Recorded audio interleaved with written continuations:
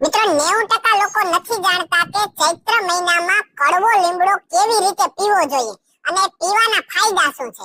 કડવો લીમડો છે ને મિત્રો 15 થી 20 દિવસ જો પીવામાં આવે ને તો એ લોહીનું શુદ્ધિકરણ કરી નાખે છે. આ સૌથી મોટો એનો ગુણ છે. લોહીને જો તમારે શુદ્ધ કરવું હોય ને તો આ પ્રયોગ અચૂક કરવો. લોહી શુદ્ધ થશે ને તો ચામડીના રોગો મટી જશે. દાખલા તરીકે દાદર, ખરજવું, ખંજવાળ આમાં ખૂબ મોટી રાહત થશે અને જે યુવાનોને પિત્ત વધી જતું હોય ને એ પિત્ત પણ શાંત થઈ જશે. વારંવાર તાવ આવતો હોય આવા પ્રશ્નો હોય એ પણ શાંત થઈ જશે. હવે વાત એ રહી તો ભાઈ તો કેવી રીતે પીવો જોઈએ. તો સાંજે 6 વાગ્યે એક મુઠ્ઠી ભરાય ને એટલા લીમડાના કુણા પાન ને ફૂલ, એક મુઠ્ઠીમાં કુણા પાન ને ફૂલ બે આવી જવું જોઈએ એટલું લઈ આવવાનું. ઘરે લઈ આવી એક ગ્લાસ પાણીમાં આ બધું નાખી પલાળી અને ઢાંકીને મૂકી દેવાનું. સવારે જ્યારે ઉઠો ત્યારે ઈ જે પલાળેલી વસ્તુ હોય એને થોડીક મસળી લેવાની, બરાબર? મસળી પછી ગાળી લેવાનું. ગાળી અને સવારમાં જ નરણા ઉઠ્યા ભેરવે ને પી